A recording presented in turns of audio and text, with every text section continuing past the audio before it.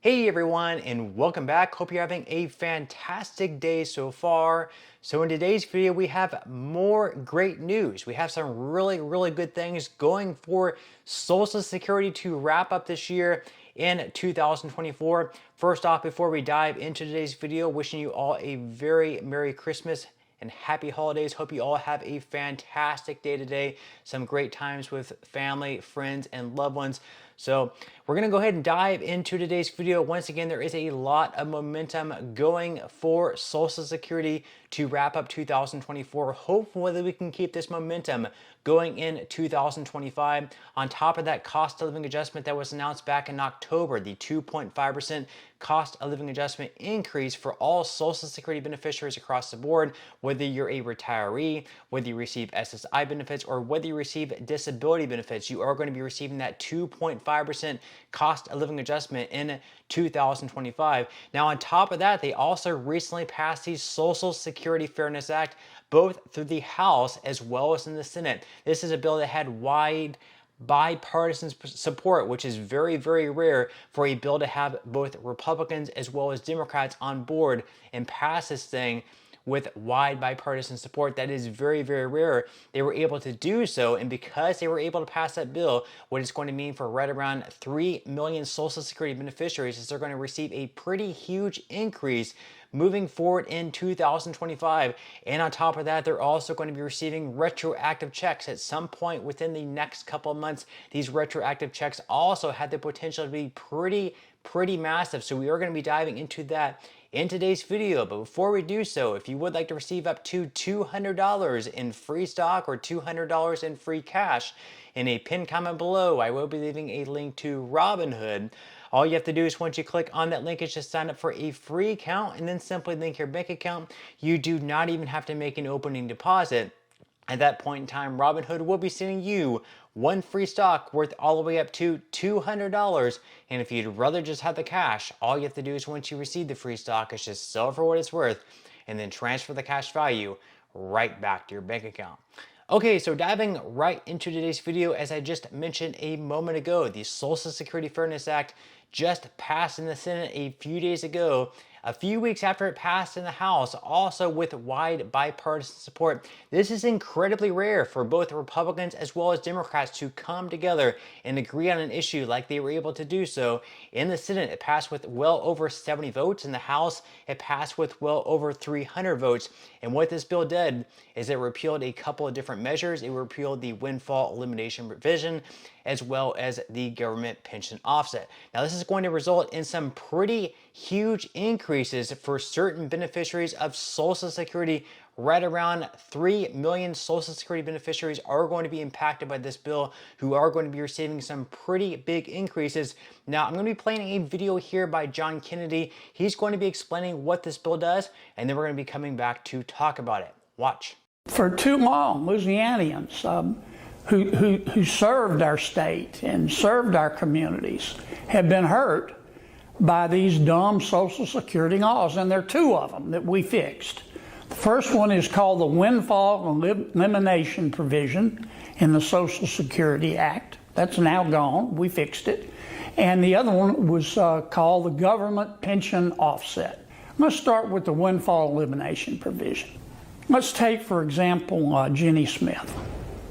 Jenny worked part of her career for government as a teacher.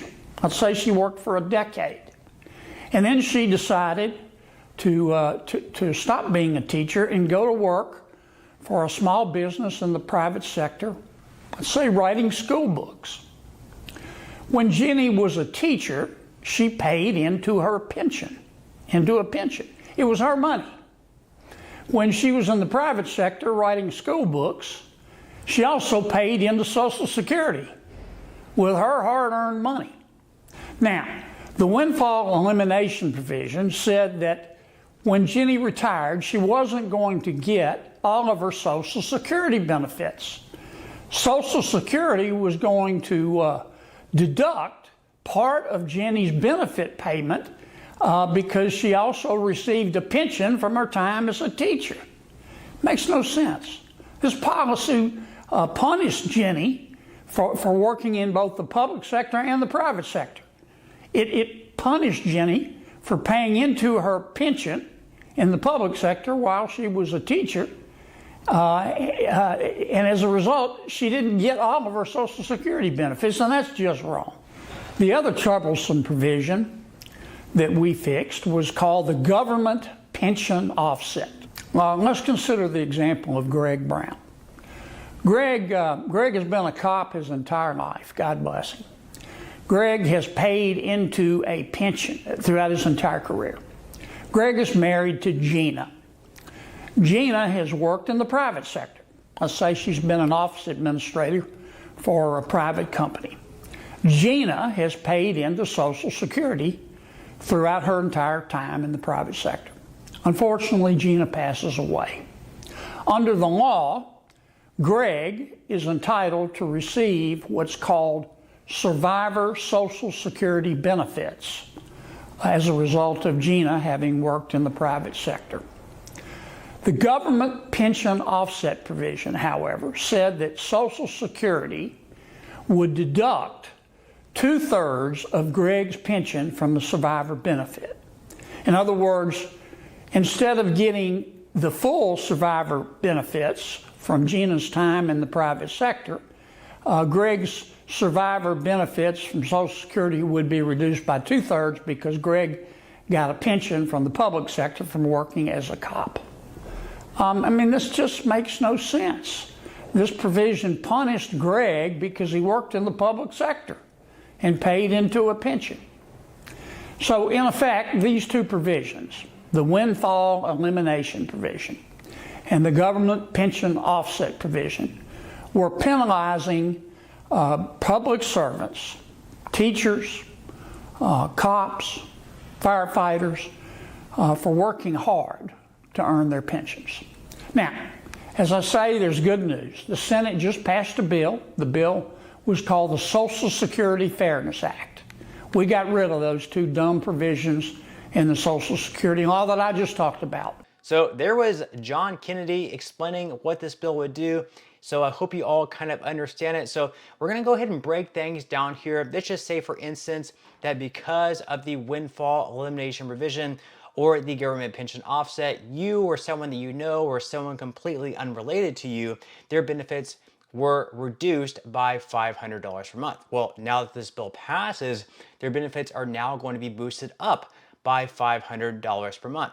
Now, on top of that, on top of the $500 per month increase they're going to be receiving next year in 2025, they're also going to be eligible to receive this $500 per month increase retroactively starting all the way back in January of this year, 2024. So they missed out on 12 months, the entire year of payments of $500 per month.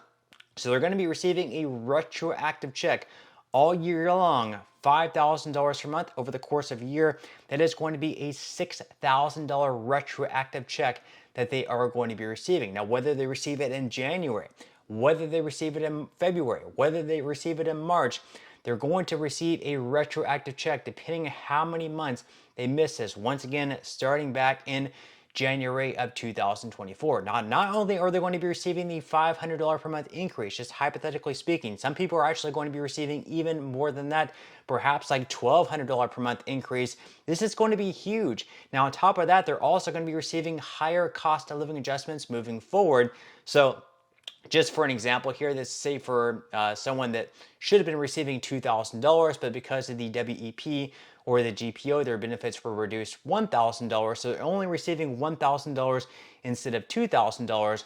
But because this bill passed, they're now going to be receiving $2,000 instead of $1,000. So it's going to make a pretty big difference as far as an annual cost of living adjustment goes. So just for instance, let's say there's a cost of living adjustment of 3%. For someone receiving $2,000 per month, the cost of living adjustment would boost that benefit up to $2,060 per month, whereas just receiving $1,000 per month, a 3% COLA would only boost that benefit up to $1,030 per month, which would be a $30 increase as opposed to a $60 increase, so double there. So not only is this bill going to increase benefits on a monthly basis, but you're also going to be receiving higher cost of living adjustments on an annual basis. This is going to compound much faster. So this was huge for once again right around 3 million Social Security beneficiaries. And keep in mind, a lot of folks in the future are also going to be retiring and they're going to be receiving larger Social Security benefits because of this bill. But that's all we have for today's video. Definitely hope you guys enjoyed it and found value out of it. If you did, again, I would greatly appreciate it if you could give this video a like. Consider subscribing to my channel if you have not already. And I will see you in the next one.